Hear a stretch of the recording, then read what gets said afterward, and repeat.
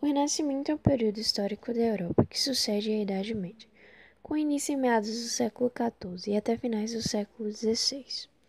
Porém, não há um marco, acontecimento ou data específica para o início desse período, sendo que aconteceu de forma natural e gradual. Foi o poeta Petrarca, na Itália, que despertou a veia revolucionária do Renascimento, apelando à veneração na Antiguidade Clássica, época que antecedera a Idade Média. Este apelo foi repetido antes várias vezes durante o período da Idade Média, mas apenas então os seus ecos foram escutados e a sua repercussão sentida. Estava nascendo uma nova forma de pensar e de encarar o mundo e a arte. Há um regresso às ideias e glórias da época clássica greco-romana, um renascer das ideias e cânones clássicos. Os pensadores do Renascimento queriam, acima de tudo, conhecer, estudar e aprender os textos da cultura clássica, vistos como os portadores de reflexões e conhecimentos que mereciam ser repassados.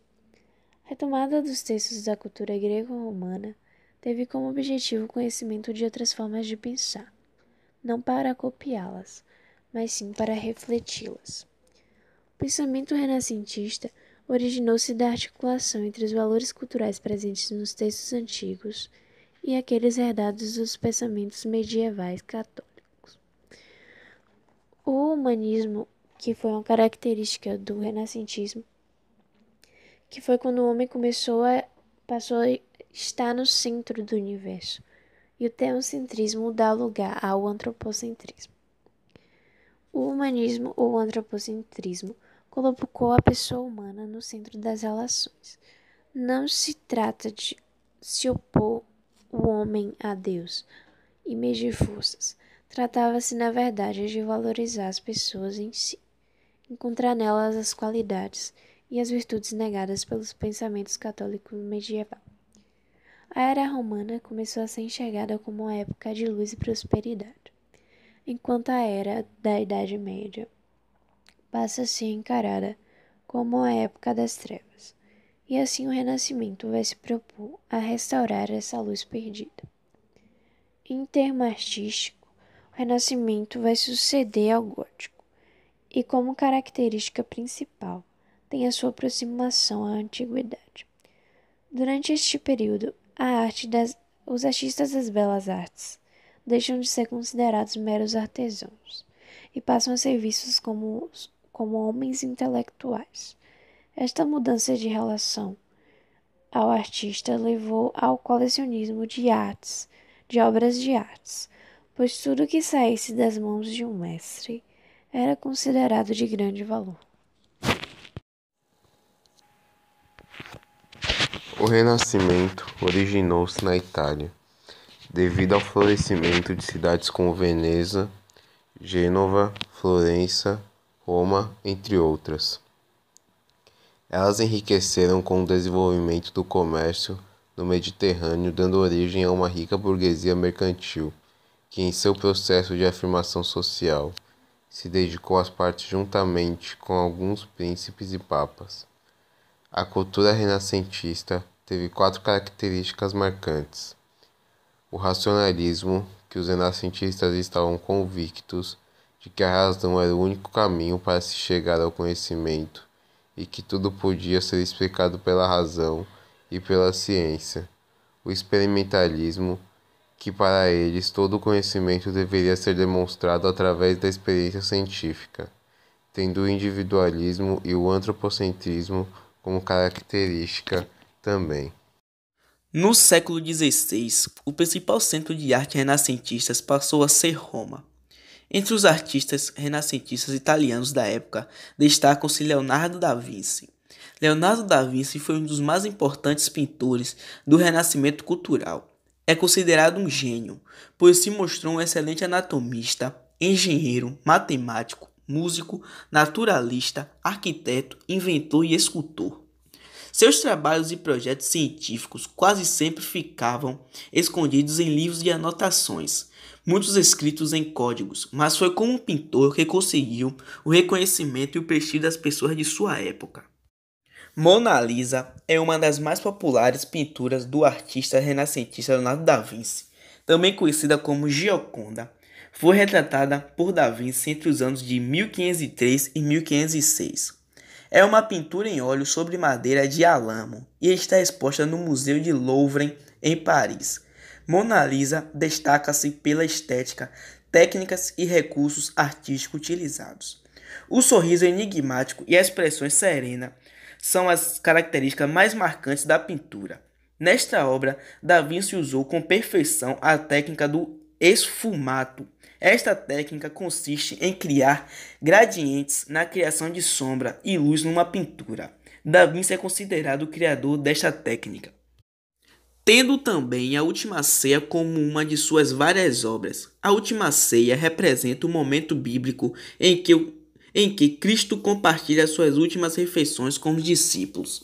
Um instante captado pela pintura será aquele em que Cristo terá acabado de afirmar que, abre aspas, um de vós me há de trair, fecha aspas, e os discípulos estarão perguntando, abre aspas, sou eu, Senhor, fecha aspas. Essa teoria fundamenta-se na agitação que parece ter tomado os apóstolos que, através de gestos dramáticos, apreensões e inquietação. O Homem Vitruviano é baseado numa famosa paisagem do arquiteto romano Vitrúvio, um tratado de arquitetura em que, no terceiro livro, ele descreve as proporções do corpo humano masculino. Michelangelo foi um pintor, escultor e arquiteto italiano. É considerado um dos maiores representantes do Renascimento italiano. Pietà é uma das esculturas mais famosas de Michelangelo. Representa Jesus morto nos braços de sua mãe. Juízo Final, feita no teto da Capela Sistina, feita por Michelangelo, é uma das obras emblemáticas do Renascimento italiano e que hoje é uma das mais famosas do mundo. O afresco foi encomendado pelo Papa Júlio II em 1453 e 1513. As figuras são predominantemente fortes, energéticas, mas também elegantes. Ao longo do espaço, imagens gigantescas e masculadas contorcem-se quase de forma impossível, atribuindo movimento a toda a composição, também uma energia positiva. Maria contempla em seus braços o corpo sem vida e intencionalmente reduzido de Jesus. Michelangelo quebra as regras de proporção para dar maior expressividade à sua obra. Ao apresentá-lo ao público, muitos duvidaram que o jovem escultor fosse mesmo o autor. Michelangelo então pegou um pincel e assinou seu nome. A composição é dominada pela figura central de um Cristo juiz implacável e temível. Como fundo temos um céu que se rasgou e na parte inferior vemos como os anjos tocam as trombetas anunciando o juízo final. Ao lado de Cristo, a Virgem olha para o lado, como que recusando-se a enxergar o caos, a miséria, o sofrimento e como todos os pecadores vão ser lançados ao inferno. A Capela Sistina, em 1473 e 1481, situa-se na residência oficial do Papa, no Palácio Apostólico no Vaticano, e a sua construção foi inspirada no Templo de Salomão. É uma que o Papa conduz missa pontualmente, e é também aí que o conclave se reúne para eleger um novo Papa. A capela serviu de ateliê para alguns dos maiores artistas do Renascimento italiano, não só Michelangelo, mas também Rafael, Bernini e Botticelli. Outros dois artistas importantes, além de Michelangelo e Leonardo da Vinci, foram Sandro Botticelli e Rafael Sanzio. Rafael ficou conhecido pela suavidade e pela perfeição de suas obras, como O Casamento da Virgem, A Transfiguração, A Escola de Atena, entre outras obras. Já Sandro ficou conhecido por importantes obras como A Primavera, O Nascimento de Vênus, A Adoração dos Magos e outras. O Renascimento italiano também influenciou o Renascimento em outros países, em outros lugares da Europa, como a Alemanha. Nesse vídeo falamos um pouco sobre o Renascimento italiano, mas é um assunto que vale a pena ser estudado mais a fundo.